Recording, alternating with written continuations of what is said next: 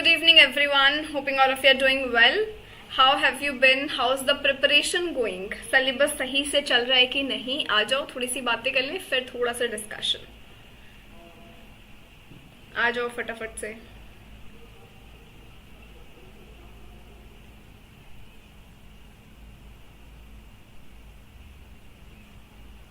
I hope I'm perfectly visible and audible.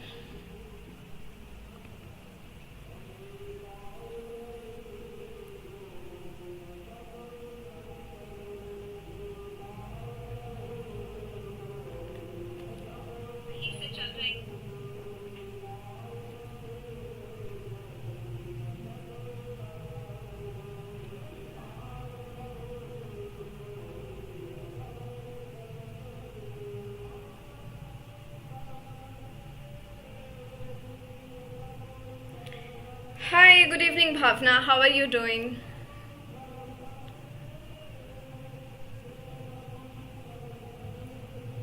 So yeah, जब तक बाकी नहीं आता है, we can maybe interact a bit since you are new.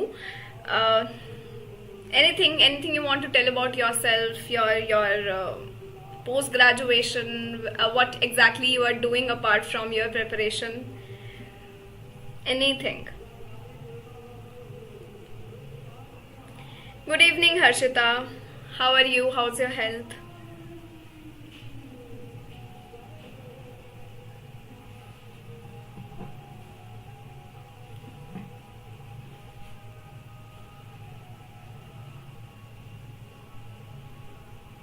And I'm alright Bhavna. I'm perfectly fine.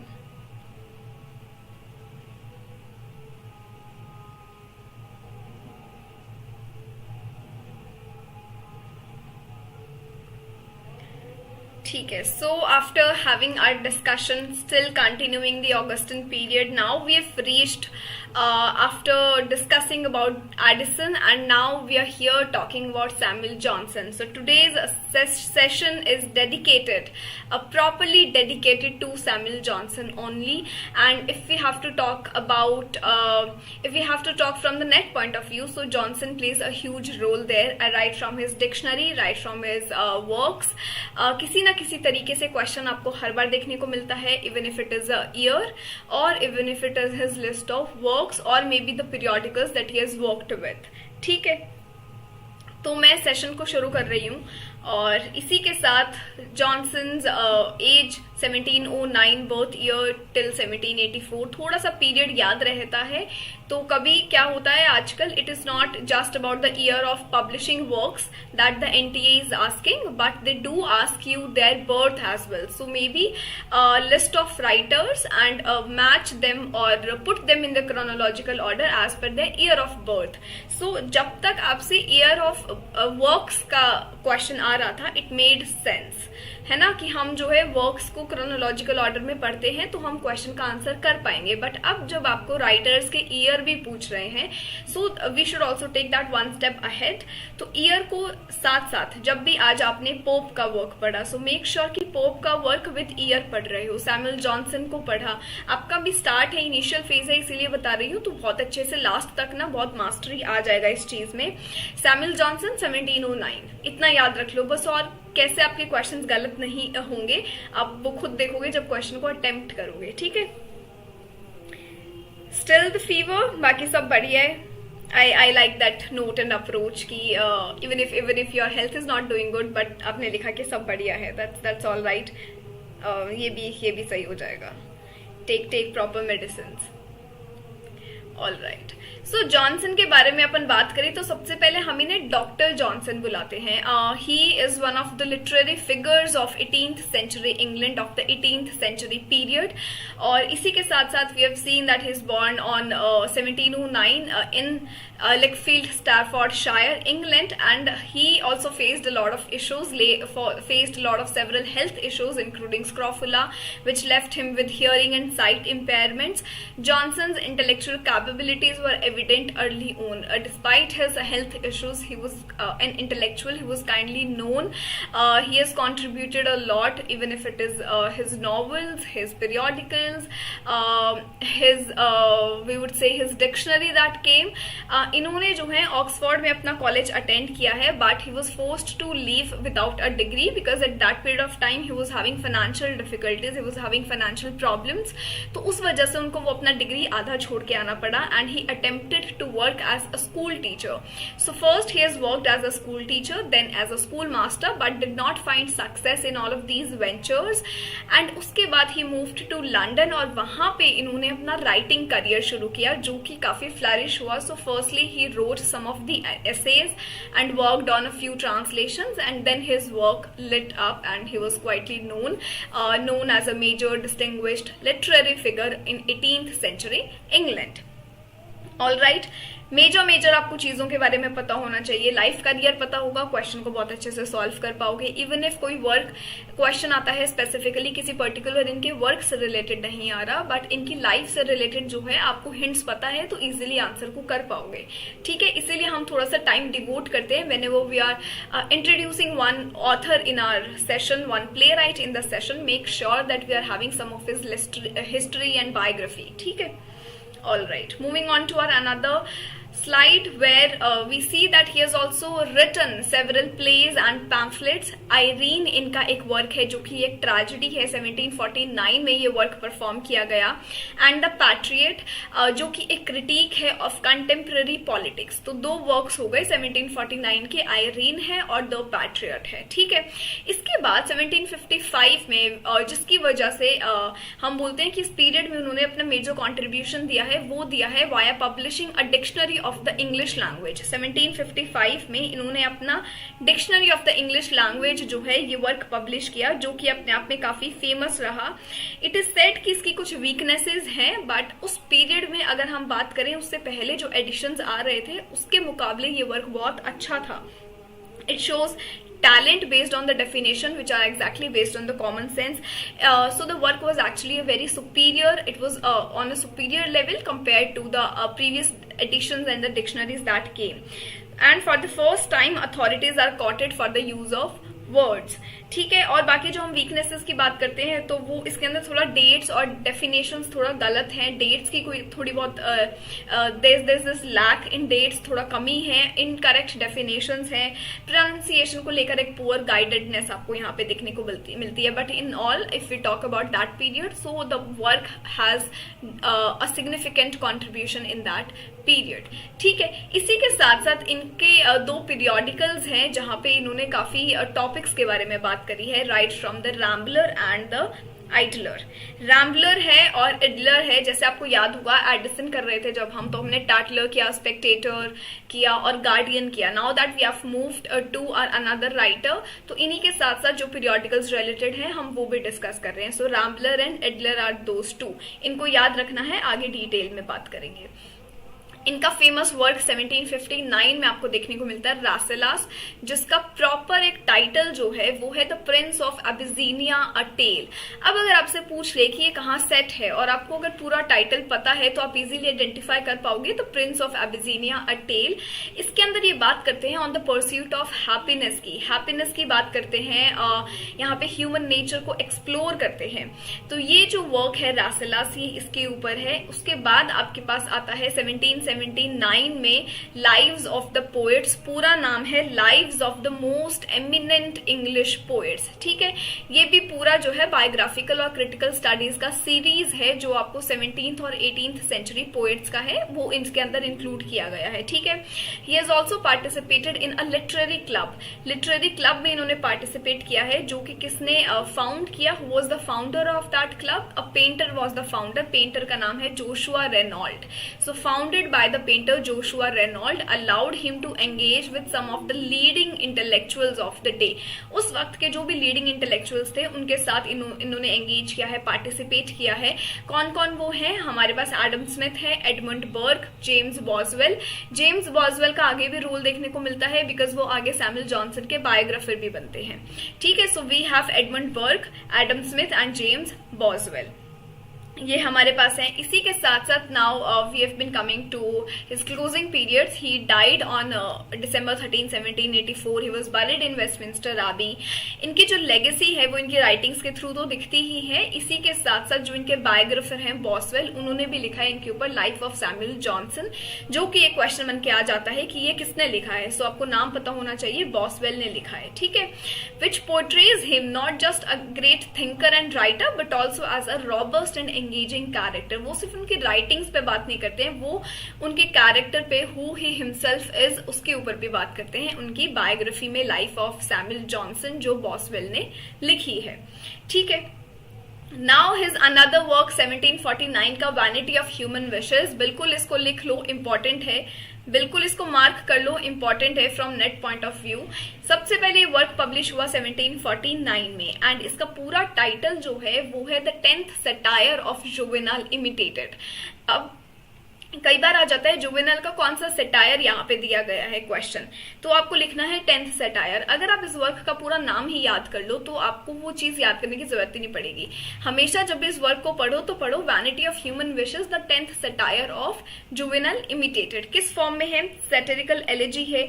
Elegy क्या होता है? किसी की डेथ पे हम मॉर्न कर रहे हैं, वो जो ग्रीफ प्रेजेंट करते हैं वो आपको यहाँ पे देखने को मिलता है, तो इस फॉर्म में है। एडेप्टेशन किसका है? हमने अभी किया है 10th सटायर ऑफ जुवेनाइल, तो 10th satire of the Roman poet juvenile. इस तरीके से क्वेश्चन करते हैं तो इजी हो जाता है। ये कब लिखा गया था? लिखा गया था 1748 के लास्ट पीरियड्स में और पब्लिश हो गया फिर ये प्रॉपर 1749 में, तो इसीलिए हमने लिखा है फर्स्ट पब्लिश्ड इन 1749। ये शुरू भी हो गया, खत्म भी हो गया जब तक जॉनसन ना अपना वो डिक्शनरी ही लिख रहे थे। कौन सा? जो अभी हमने बात करी है, dictionary of the English language. तो ये एक चीज है जो आपको याद रखनी है। इसका सबटाइटल ही यही है कि it is an imitation of the 10th satire of juvenile, Roman poet, Latin poet. इसके अंदर किस चीज की बात करी है? ह्यूमन एस्पिरेशंस को यहाँ पे डिस्क्राइब किया गया है, डिटेलिंग्स दी हैं आपको यहाँ पर, inevitability of disappointment, basically human experience पे यहाँ पे बात की गई है। ह्यूमन एक्सपीरियंस को लेकर यहाँ पे काफी बात की गई है और इसी के साथ साथ ह्यूमैनिटी का जो क्वेस्ट है उस पर बहुत बात की है। सो उन्हीं के एक्सपीरियंस को काफी ड्रॉ किया है इधर। इसी के साथ साथ पॉलिटिकल सक्सेस है, फेम है, उसके फ्लीटिंग नेचर की बात करी है कि अगर वो एक वक्त पे ट्रेंडिंग है तो इसका मतलब ये नहीं है कि वो हर वक्त उसी तरीके से रन करेगा। It is also lost as well, how quickly it takes that period of time that it is lost. तो उस फ्लीटिंग नेचर की भी इन्होंने बात करी है। वीडियो स्टक हो रहा है क्या? नो, आज तो नहीं होना चाहिए Mansi. I have shifted to another device. Let me check. No Mansi. Harshita and Bhavna एक बार कंफर्मेशन दे दो। आज तो I have shifted to another device.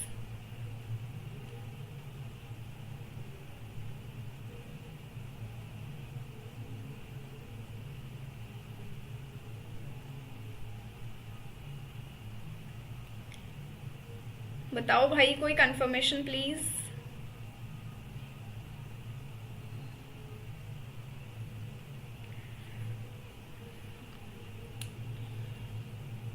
Stuck है क्या?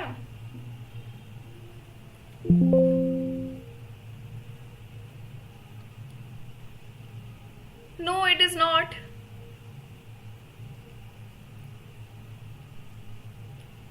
या thank you Bhavna.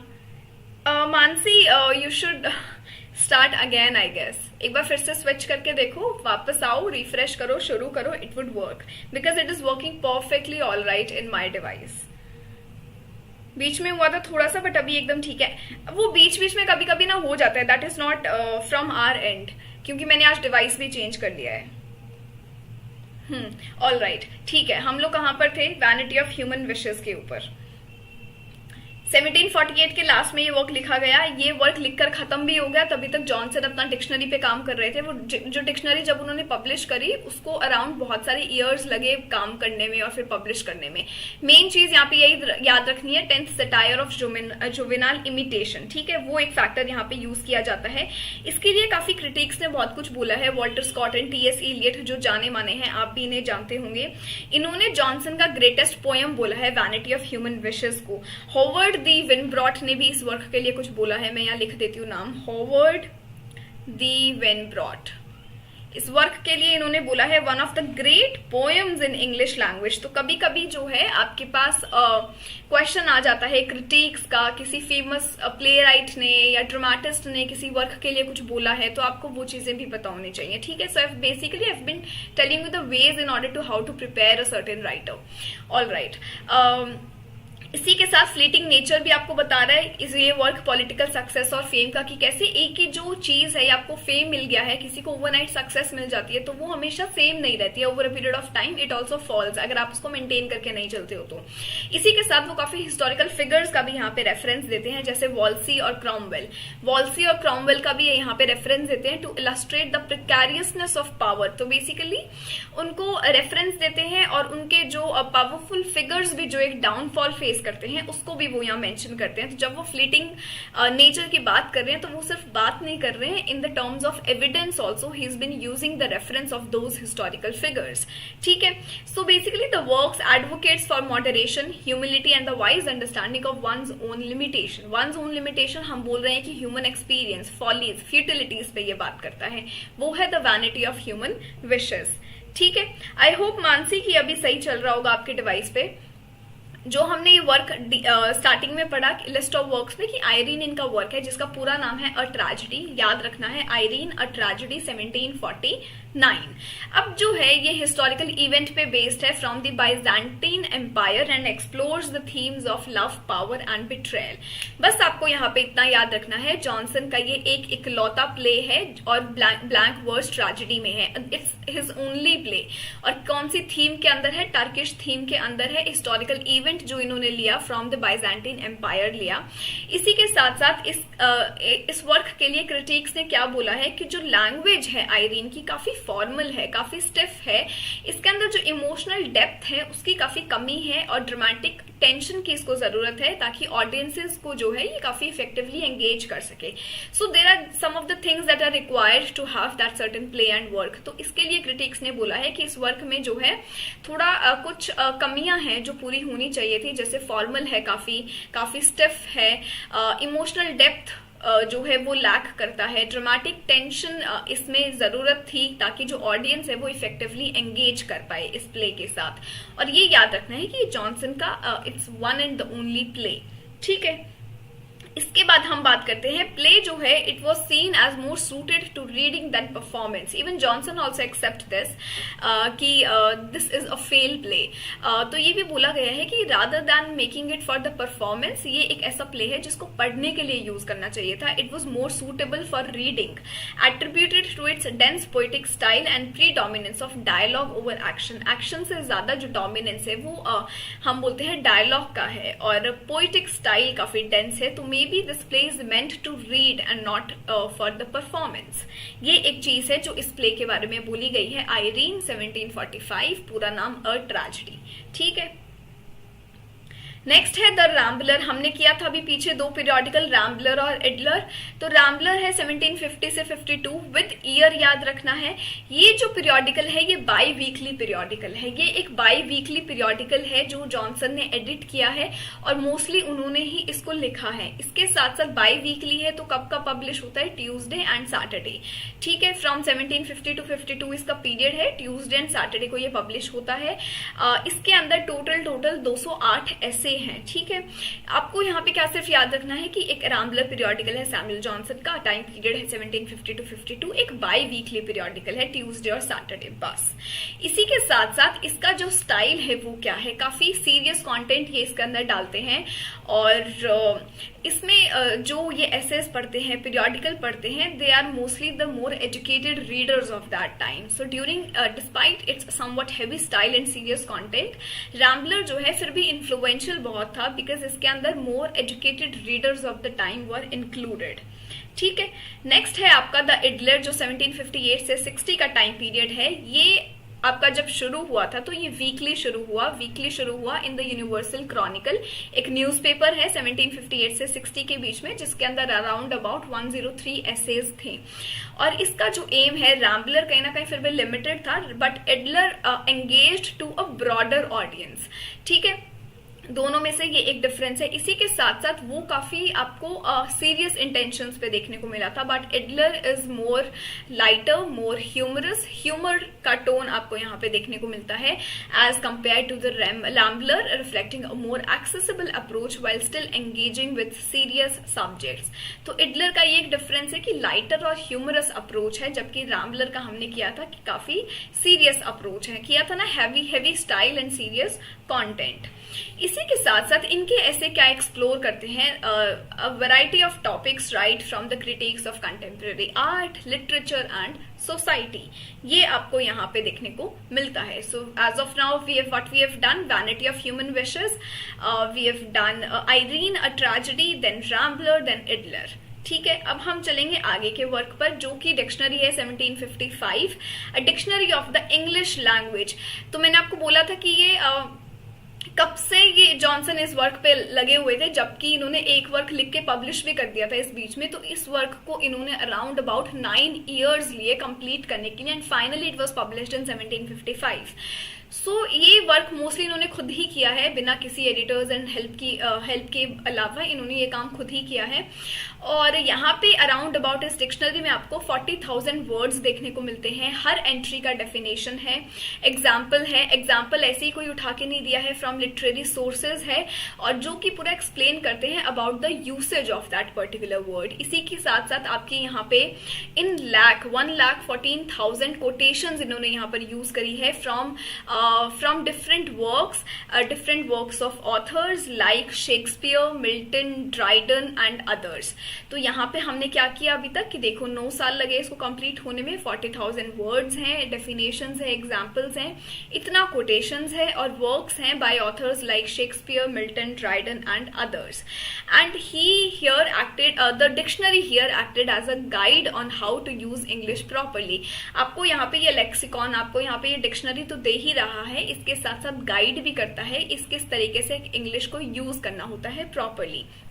So the word was widely the work of the dictionary of English language was widely regarded as the authoritative reference on the English language। सबसे अच्छा contribution तब तक माना जाता था, सबसे superior work था as compared to the previous editions that came on dictionary। कब तक इतना सुपीरियर और सिग्निफिकेंट कंट्रीब्यूशन का रोल प्ले किया? Until the completion of the Oxford English dictionary in the 20th century. इसके बाद आपको 20th सेंचुरी में प्रॉपर ऑक्सफोर्ड इंग्लिश डिक्शनरी मिल जाती है, तो फिर आपको देखने को मिलता है that was the proper legit dictionary that everyone was using and referring to. ठीक है, देन वी हैव रासेलास, जो कि हमने किया कि इसका पूरा नाम है the Prince of Abyssinia 1759। But what actually is the work about? ये वर्क इन्होंने बहुत जल्दी में लिखा था, आप ये मानो, और during the evenings of 1 week ये इन्होंने कंप्लीट कर दिया। क्यों? Johnson's mother died and in order to pay for the funeral he needed money, क्योंकि हमने क्या था, फाइनेंशियल डिफिकल्टीज उस वक्त पे चल रहे थे। So to pay the expenses for the mother's funeral ये वर्क इन्होंने लिखा, एंड इतना कम टाइम में लिखा, but the work became a classic, क्योंकि इसके अंदर बहुत सारे इंसाइट्स इन्होंने दिए, बहुत सारी बातें इन्होंने करी related to human experience, human desires and human follies. इसी के साथ साथ कहाँ पे ये सेट है? प्रिंस ऑफ एबिसीनिया, पूरा नाम याद होगा तो इजी होगा याद करना, in the kingdom of Abyssinia. Modern day में इसको एथियोपिया भी बोलते हैं।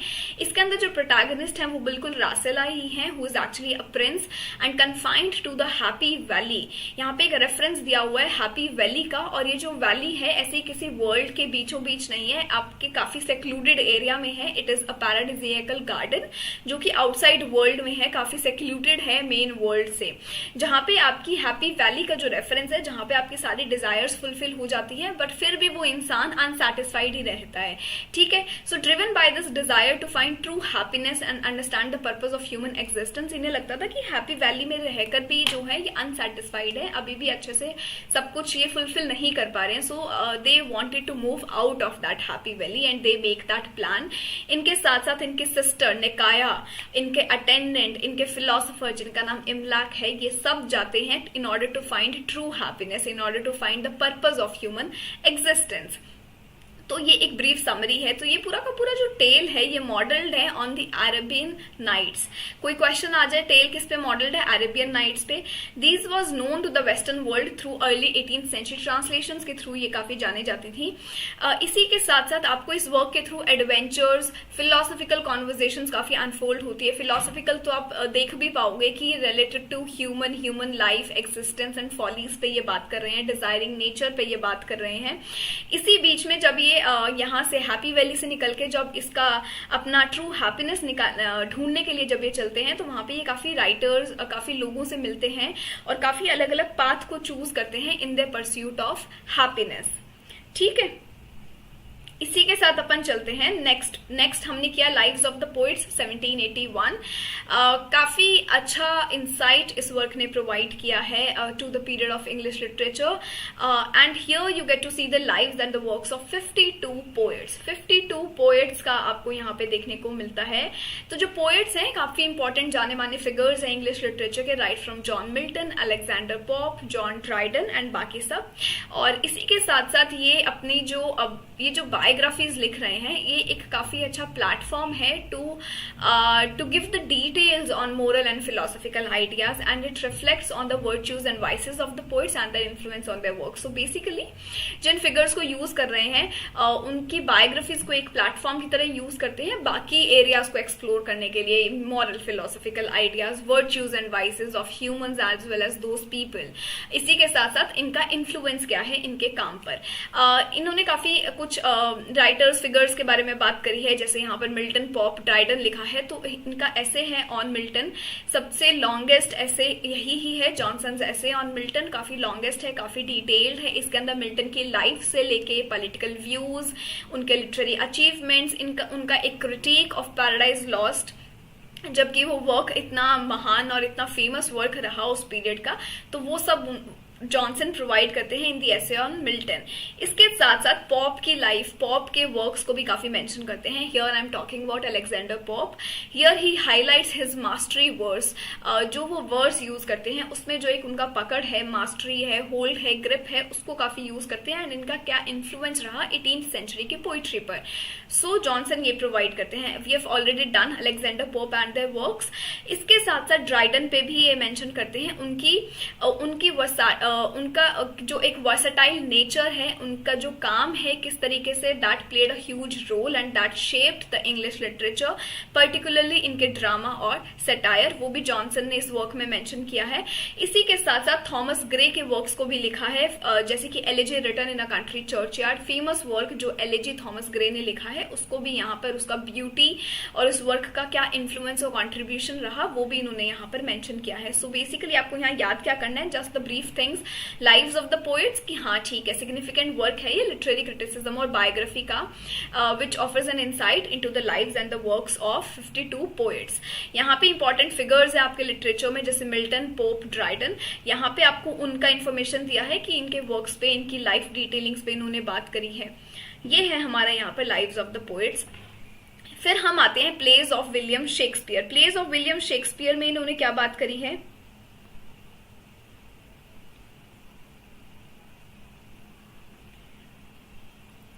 All right, plays of William Shakespeare में इन्होंने क्या बात करी है? So as you know, Shakespeare के बाद हमने कुछ इनके एडिशंस देखे, शेक्सपियर पे कुछ एडिशंस आए, काफी राइटर्स ने दिए, तो ऐसे ही Johnson was also the one. So his edition of Shakespeare was published in 1765। Plays of William Shakespeare आपको कब देखने को मिला? 1765।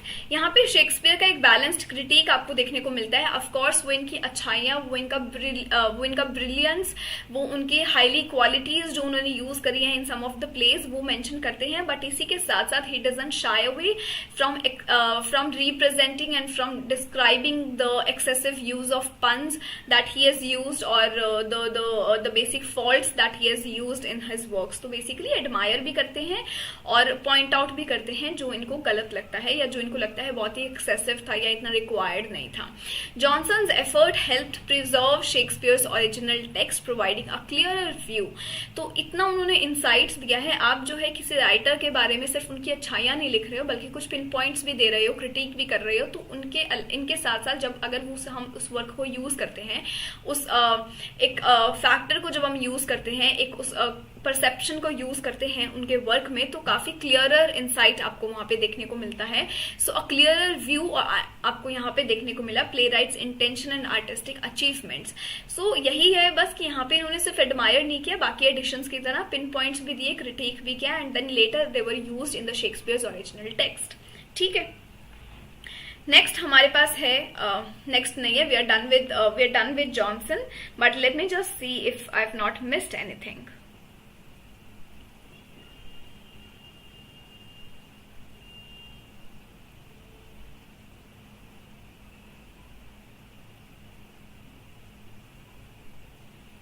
हाँ, जैसे हम विलियम शेक्सपियर की काफी हैवी हैं, रिटोरिकल हैं, विगरस हैं और काफी सीरियस नोशंस पर हैं, तो मेजरली यही है. बट अगर मैं आपको फिर से एक रिवाइंड दूं तो बिल्कुल ले सकते हैं, बिल्कुल पक्का क्लियर हो जाएगा आपका. यहाँ पे Samuel Johnson started with him and 1709 is his birth year.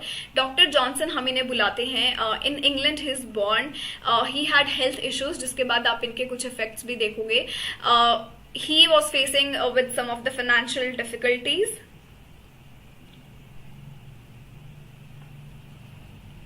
It's working fine, Harshita, in my device. Video and audio both are working fine in my device. Both are working fine in my device. हो सकता है जब सारा back कर रही थी तब कुछ ग्लिच आया हो, बट एज सच तो कुछ नहीं है. Doctor Johnson in England, hearing issues हैं, he was facing difficulties, and then later in 1737 he move to London where he started with writing essays and translations, और फिर उन्होंने अपना कुछ पैम्फलेट्स लिखे, प्ले लिखे. क्या हुआ? सारा बैक कर रही थी.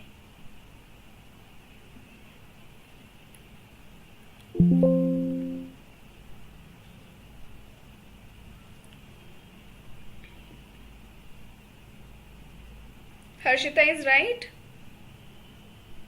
Wow. ठीक है, let me check then. आज तो नहीं होना चाहिए यार ऐसा.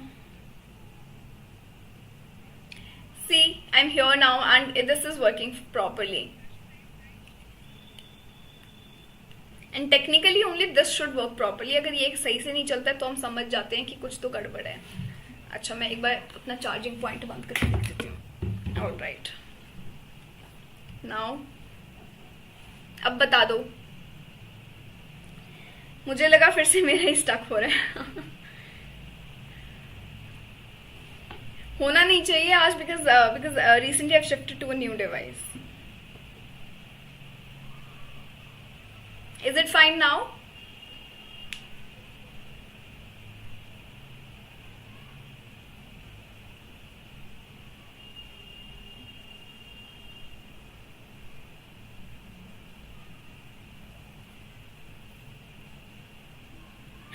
You're not alone, Mansi. अभी बता दो. Because to be very honest, it is working so perfect in my phone. मतलब एकदम लूप में चल रही है क्लास. All right. तो हम बेसिकली एक फिर से रिविजन ही ले रहे हैं सब बाकी चीजों का. साथ में आप लिख भी सकते हो if you have any doubts of what we have completed so far. Samuel Johnson का आज जो हमने किया है, और एक बार दोबारा एक ब्रीफ भी ले लेते हैं ताकि और अच्छे से चीजें रिटेन हो जाएं. ठीक है, तो हम बात कर रहे थे इनके प्ले और पैम्फलेट की, इंक्लूडिंग आयरीन, पैट्रियट और dictionary of the English language जो इनका 1755 में आया, रैम्बलर और द इडलर. ये सब वर्क्स हमने डिटेल में किए. फिर हमने रासलास भी देख लिया, proper title prince of Abyssinia, Johnson का लाइव्स ऑफ द पोएट्स, और इसी के साथ साथ ही also participated in he also participated in the literary club which was founded by the painter Joshua Reynolds. और इसी के साथ साथ और इंटेलेक्चुअल्स थे जिनके साथ इन्होंने एंगेज किया, right from Edmund Burke, Adam Smith, James Boswell हम आगे भी देखेंगे, जो कि इनके बायोग्राफर भी रहे हैं, जो कि लाइफ ऑफ सैमुअल जॉनसन लिखते हैं. ठीक है, वैनिटी ऑफ ह्यूमन विशेस पे हम बात करते हैं. तो यहाँ पे हमारा 10th satire of juvenile imitated है, 1749 में वर्क आया, सटायर फॉर्म में है, एलेजी है.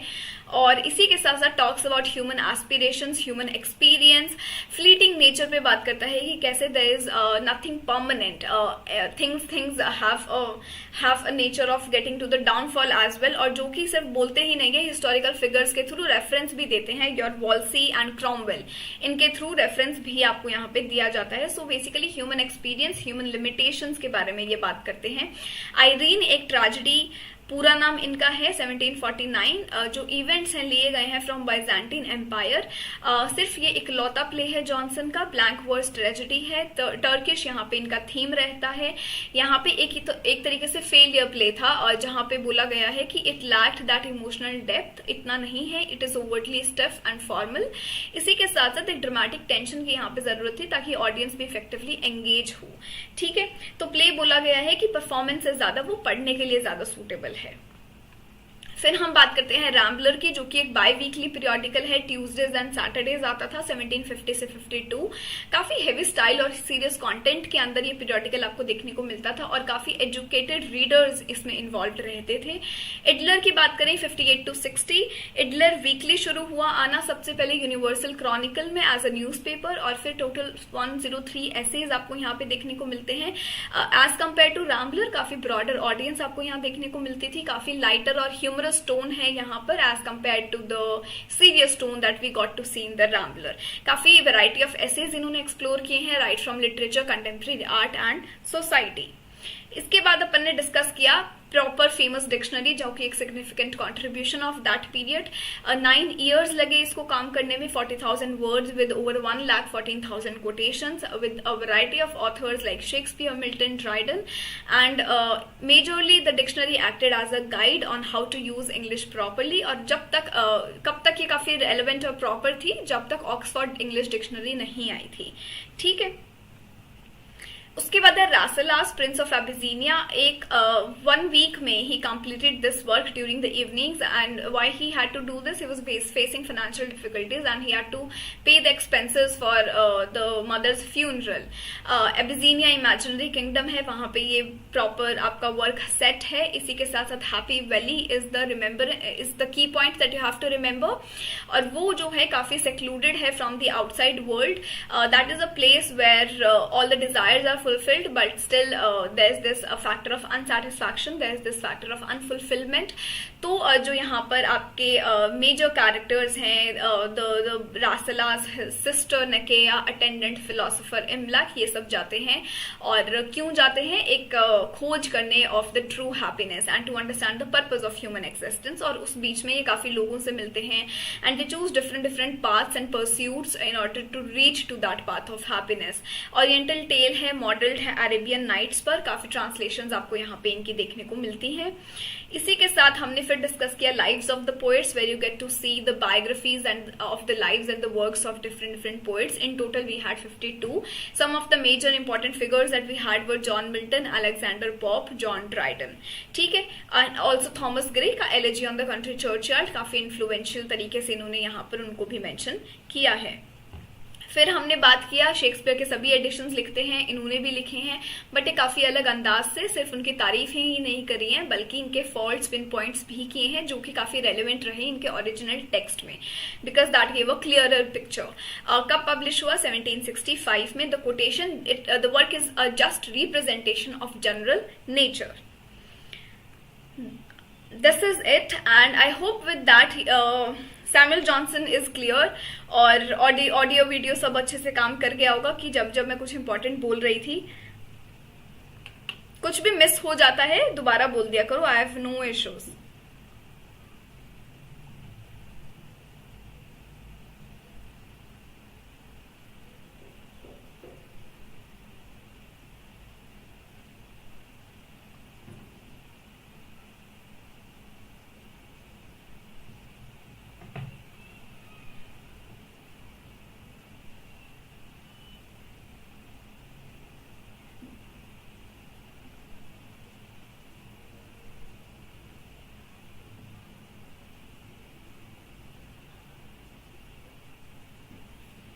एक बार बता दो, समझ आ गया? How was the session? Did you enjoy?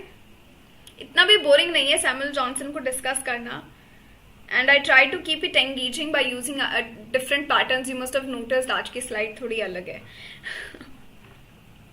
हाँ जी हर्षिता.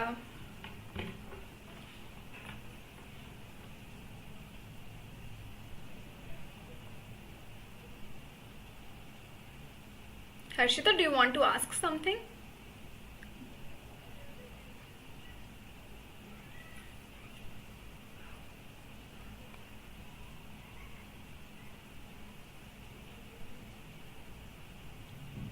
थोड़ा सा है कोई प्रॉब्लम, कुछ डिस्कस करना है? थोड़ा सा है क्या, बोरिंग है?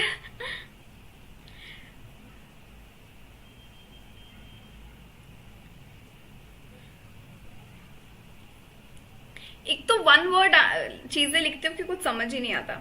Harshita, is there any shortcut to cover up the previous sessions? It is taking too long to cover them. दोस्त, shortcut how can you make them short?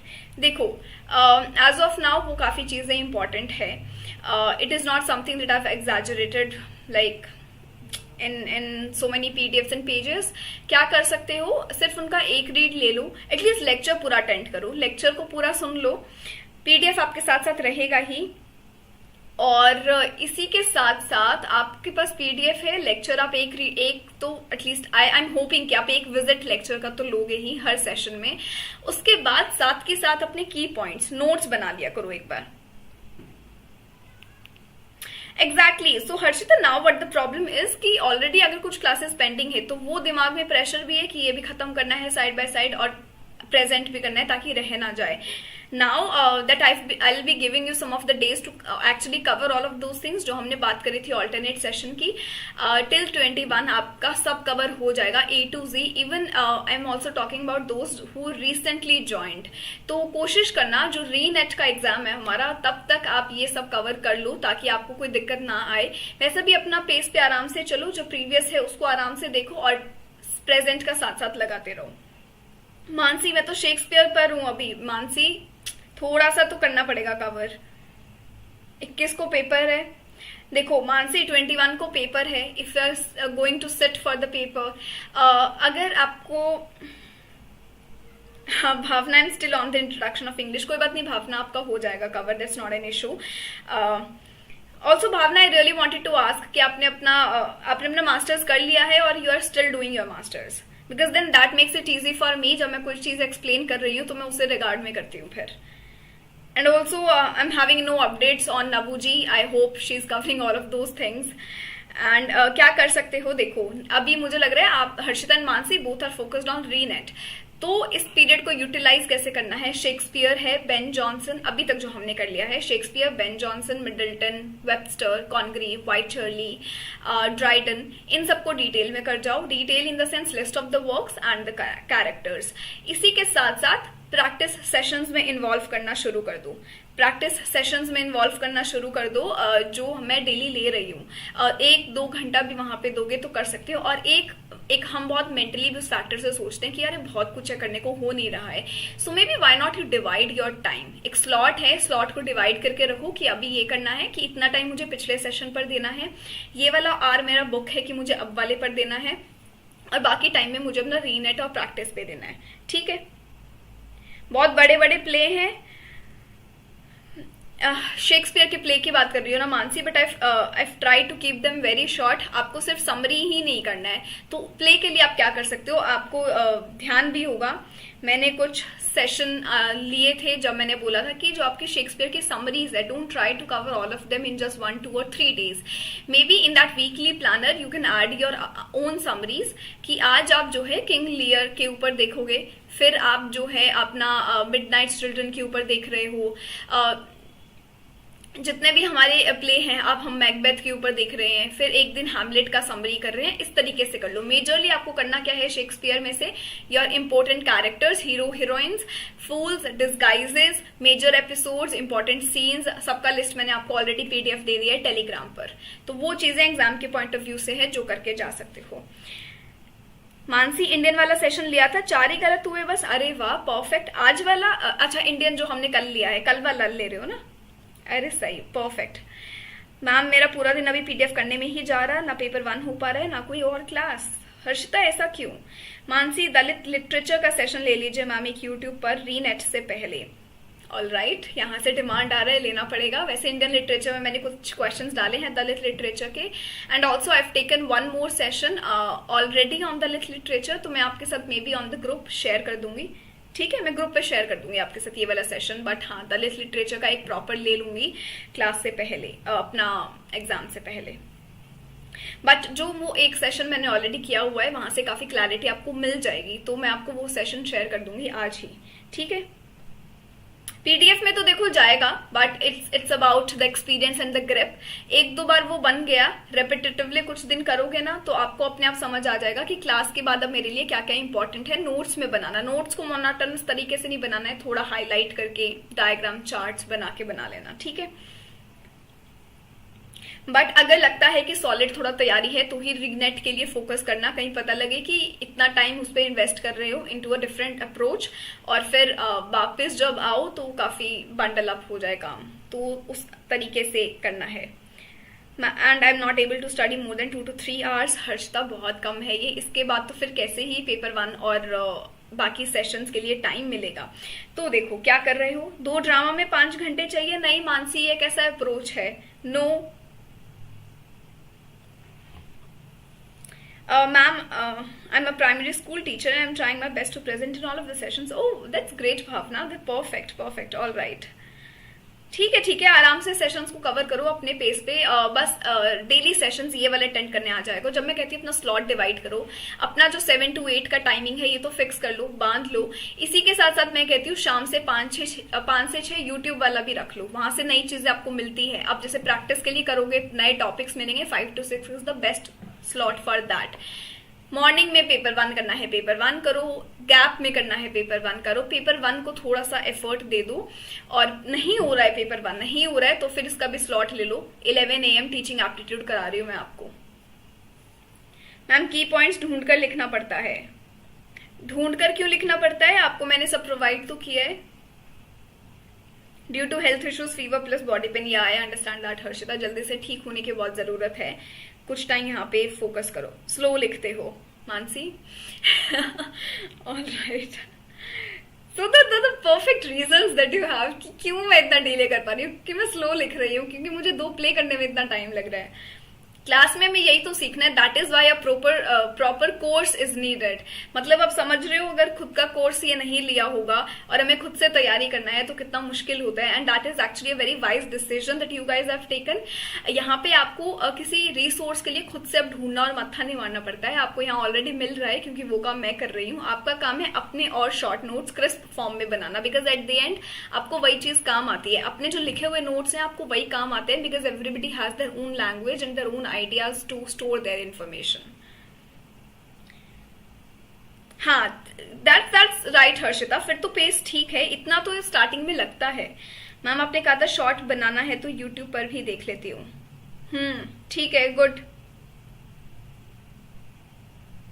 बाकी जितना इन्फॉर्मेशन रिक्वायर्ड है मैंने आपको ऑलरेडी पीडीएफ्स में दे रखा है, इसीलिए वो थोड़ा इलाबोरेटेड और लॉन्ग है कि आपको फिर और स्विच ना करना पड़े। जहां पे मुझे लगता है थोड़ा और एक्स्ट्रा रिसर्च करना है, क्योंकि it is not about spoon feeding. मुझे पता है आपको आगे रिसर्च में भी जाना है और भी काम करना है, एक जॉब भी करना है as an educator, as an teacher, तो वो चीजें भी डेवलप करनी चाहिए। तो थोड़ा बहुत मैं आपको वो भी काम दे देती हूँ साथ साथ में कि अच्छा ठीक है, इस पर थोड़ा सा खुद से अपने एंड से कर लो। बाकी मेजरली मैं आपको दे रही हूँ, डिटेल्स मिल जाती है।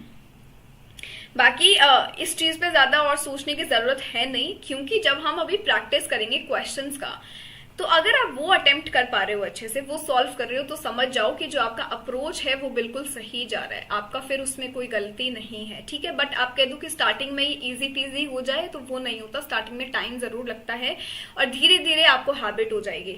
अब जैसे आपने ये आज सेशन ले लिया सैमुअल जॉनसन का, तो मेक श्योर कि 2-3 दिन में आप एटलीस्ट ये सेशन अपने एंड से भी कवर कर लो, क्योंकि एक तो चीजें ताजा रहती है कि अभी अभी हमने सुना है, स्लाइड देखी है, तो वो ऑल टुगेदर एक न्यू टॉपिक नहीं लगेगा आपके लिए। तो मे बी इस तरीके से कर लो कि एक सेशन पिछला करना है, एक सेशन अब का करना है जो साइड में अभी चल रहा है.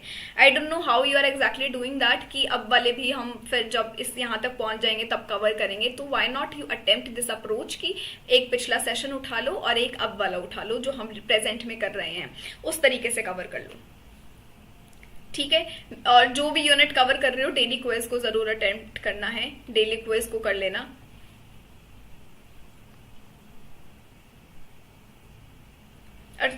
और हमें राइटिंग नहीं बनाना है नोट्स में, हमें सिर्फ लिखना है कि हमें समझ आ जाए टिल द एंड, क्योंकि अपना मेन फोकस दिसंबर है. दिसंबर इज आवर टारगेट. तब तक सही से चलना है, एनर्जी के साथ रहना है. कोई बात नहीं मानसी, दैट्स ऑल राइट. अच्छा है आज डिस्कशन हुआ.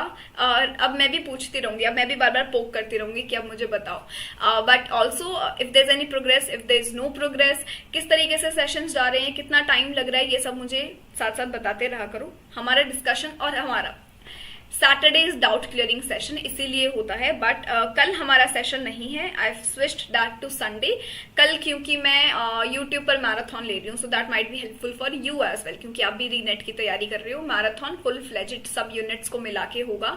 5 बजे तैयार रहना. कल 7 बजे नहीं मिल रहे हैं, कल मैं आप लोगों से भी 5 बजे मिल रही हूँ. और यूट्यूब पे मुझे अपनी प्रेजेंस दिखाना है. Ma'am I am Harshita from the paid batch only. Ma'am I am Mansi from the paid batch, ताकि मुझे पता लगे कि आ रहे हैं बच्चे यहाँ पर. ठीक है. तो कल marathon would be productive for you. वहां पे आ जाना, लॉन्गर लेंगे थोड़ा सा सेशन.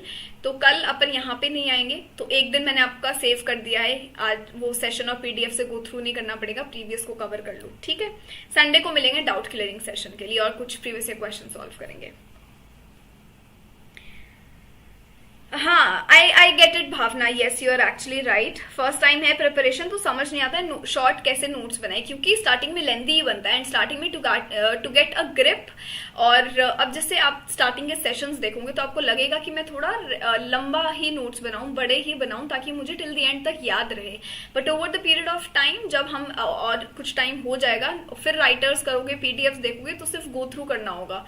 पर फर्स्ट टाइम है, नोट्स बनाने में टाइम लगता है. Exactly, not very smart, but the smartness also comes over a period of time. आपको डे 1 से नहीं आती है, आपको टिल दी एंड धीरे धीरे हम कदम रखते हैं, फिर हमें पता लगता है. तो हमेशा जब भी कोई तैयारी के 6 महीने होते हैं, शुरू के 2 महीना अगर हम सेल्फ स्टडी करते हैं स्पेसिफिकली, तो हम सही सिलेबस पढ़ भी नहीं रहे होते, हम सही अप्रोच से नहीं पढ़ते हैं. एटलीस्ट यहाँ पे आप वो चीज कर रहे हो. यहाँ पे बस आपको अपने ऊपर काम करना है, जो कि धीरे धीरे हो जाएगा. साथ में मिलकर कर लेंगे. वो चिल करो इस बात पे. मैम कमेंट किया है इंडियन वाले पर यूट्यूब पर. आप वही मानसी है, मुझे ये नहीं पता था. ऑल राइट, हो जाएगा. कोई भी प्रॉब्लम आती है, अपना डाउट क्लियरिंग सेशन है सैटरडेज एंड इवन किसी भी सेशन पे आप वो चीज रख सकते हो, at the beginning of the session और at the end of the session. आपका मर्जी है, कभी भी डिस्कशन कर सकते हैं. और मन करे, लगे बहुत ब्रॉड नोट्स बन रहे हैं, मुझे हेल्प चाहिए, टेलीग्राम पर वो अपना स्क्रीनशॉट भेजो, मैं बता दूंगी क्या और इसमें एडिशन या सब्ट्रैक्शन कर सकते हो. ठीक है. It's a long journey that you have taken the step to. तो अभी लगेगा टाइम. हाँ, यूट्यूब पर कल अपना 5 PM हो रहा है मैराथन, तो make sure that you are attending that. इसी के साथ मिलेंगे कल सेशन पर. यहाँ पे हमारा सेशन कल नहीं है. संडे को मैं ले रही हूँ अपना डाउट क्लियरिंग, जो कि है 3 PM, दोपहर 3 बजे. दोपहर में 3 बजे रख लिया है मैंने. इफ इन केस मैं संडे भी यूट्यूब पर मैराथन लूँ तो दोपहर के 3 बजे अपन यहाँ पे मिल लेंगे. ठीक है. ऑल राइट, एनीथिंग एल्स और can I and the session?